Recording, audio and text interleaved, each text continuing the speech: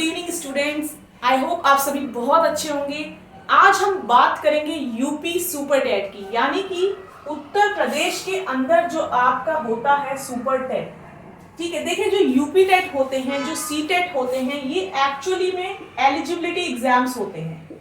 ठीक है, जैसे सी टेट हो गया, यूपी टेट हो गया, ये एलिजिबिलिटी एग्जाम्स है। ये एक दरवाजे की तरह है आपको एंट्री देने के लिए किसी भी गवर्नमेंट टीचिंग एग्जाम के अंदर। ठीक है, ये डोर्स की तरह एक्ट करते हैं यूपी टेट, सी टेट कि कोई भी गवर्नमेंट एग्जाम की वैकेंसी आए, चाहे वो DSSB हो, KVS हो, NVS हो, ठीक है, GIC लेक्चरर हो, तो उसमें आपको ये डोर्स की तरह काम करते हैं कि अगर आपका ये क्वालिफाई है तो आप एलिजिबल हो। ठीक है, लेकिन सुपर टेट, क्या सुपर टेट भी ऐसा है? क्या ये कोई एलिजिबिलिटी एग्जाम है? तो नहीं। सुपर टेट जो है डायरेक्ट आपका जॉब के लिए एग्जाम है। इससे आपको डायरेक्ट जॉब मिलती है, वो भी किस पद की?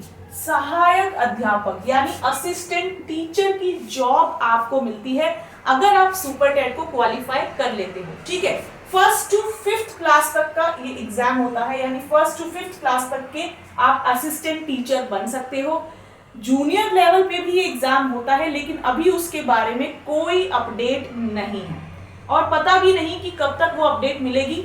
अपडेट तो इसके बारे में भी नहीं है, कोई ऑफिशियल नोटिफिकेशन सुपर टेट का नहीं आया है। लेकिन क्योंकि अगले साल चुनाव का माहौल है और यूपी टेट की डेट्स आ चुकी हैं, ठीक है, यूपी टेट की डेट आई है, कोई ऑफिशियल उसका नोटिफिकेशन या फॉर्म अभी भी नहीं आया है, लेकिन यूपी टेट की डेट आ चुकी है 2, 3 और 4 जुलाई को। ठीक है, तो हम ये मान के चल रहे हैं कि यूपी टेट की डेट्स आ चुकी हैं और सुपर टेट का सिलेबस भी इन लोगों ने एक बार फिर से वेबसाइट पे अपलोड किया है। तो इसका मतलब कहीं ना कहीं, क्योंकि अगले साल चुनाव का भी माहौल है, तो सुपर टेट होने की पूरी संभावना है, लेकिन सिर्फ प्राइमरी लेवल का।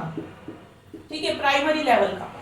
अब इसमें एलिजिबिलिटी क्या है? देखिए, एलिजिबिलिटी है कि जिस स्टूडेंट ने BTC कर रखी है वो स्टूडेंट इस एग्जाम के लिए एलिजिबल है, प्लस उनका टेट क्वालिफाई होना चाहिए, चाहे तो यूपी टेट चाहे सी टेट, दोनों में से कोई भी एक टेट आपका क्वालिफाई होना चाहिए, तो आप इस एग्जाम को दे सकते हो। बीएड वाला ये एग्जाम नहीं दे सकता, क्योंकि प्राइमरी लेवल से बीएड को ऑलरेडी बाहर कर दिया गया है। अगर जूनियर लेवल की भर्ती आती है तो बीएड वाले भी एग्जाम दे सकते हैं, लेकिन फिलहाल जूनियर लेवल का कोई भी नोटिफिकेशन या अनाउंसमेंट नहीं है।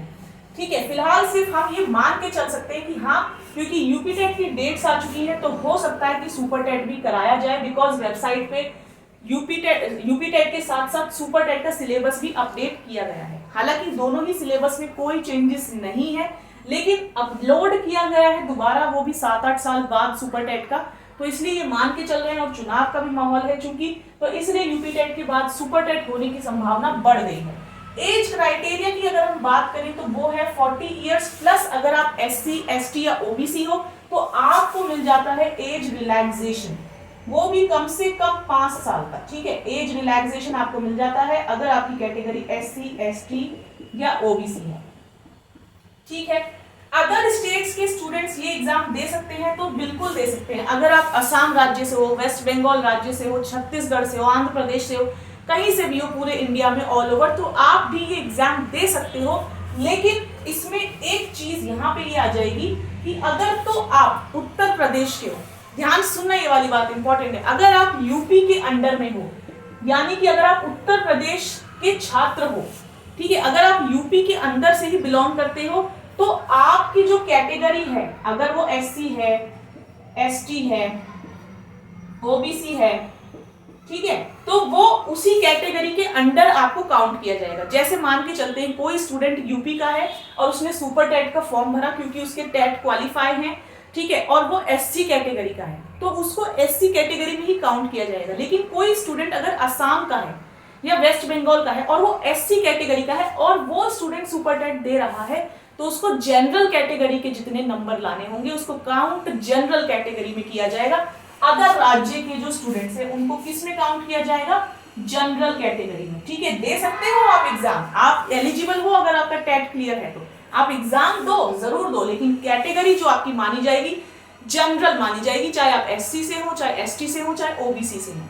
ये साफ साफ मेंशन है अब इनके नोटिफिकेशंस के अंदर, जो इनके जो डॉक्यूमेंट्स अपलोड किए जाते हैं उनके अंदर, ठीक है। अदर राज्य के यानी अदर स्टेट के स्टूडेंट्स एग्जाम तो दे सकते हैं सुपर टेट का अगर उनके टेट क्वालिफाइड हैं तो, लेकिन उनकी जो कैटेगरी है, चाहे वो जैसे मैं पश्चिम बंगाल से बिलोंग करूं और मेरी कैटेगरी एससी है और मैं ये एग्जाम देने के लिए एलिजिबल हूं बिकॉज मेरा टेट क्वालिफाइड है, तो मेरी कैटेगरी एससी नहीं मानी जाएगी, वो जनरल ही मानी जाएगी, ठीक है।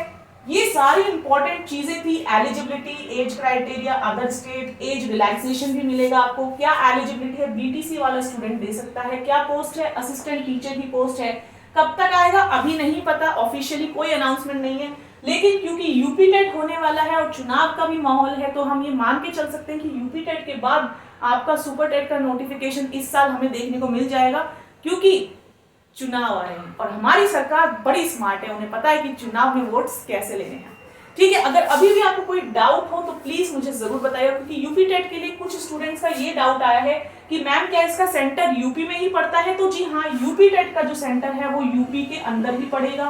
क्या इसको अलग अलग राज्य से भी बच्चे दे सकते हैं, तो हाँ आप दे सकते हो, लेकिन वही एक बात लागू हो जाएगी कैटेगरी वाली, ठीक है। अगर आप किसी और राज्य के हो, मान के चलते हैं आप आंध्र प्रदेश राज्य के हो और आप यूपी में यूपी टेट देने आए हो, तो आपकी कैटेगरी जनरल ही मानी जाएगी, चाहे आप एससी एसटी कैटेगरी किसी की भी हो, ठीक है। ये सारी चीजें थी, तो उम्मीद करते हैं कि इस साल हमें सुपर टेट का नोटिफिकेशन देखने को मिले। कोई भी डाउट्स हो तो प्लीज कमेंट सेक्शन में जरूर बताइएगा, और अगर आपने वीडियो को यहाँ तक देखा है तो गाइस प्लीज चैनल को सब्सक्राइब कर लीजिए, बिकॉज आपके सपोर्ट और प्यार की हमें बहुत जरूरत है, उनके बिना, आपके बिना हम कुछ भी नहीं है।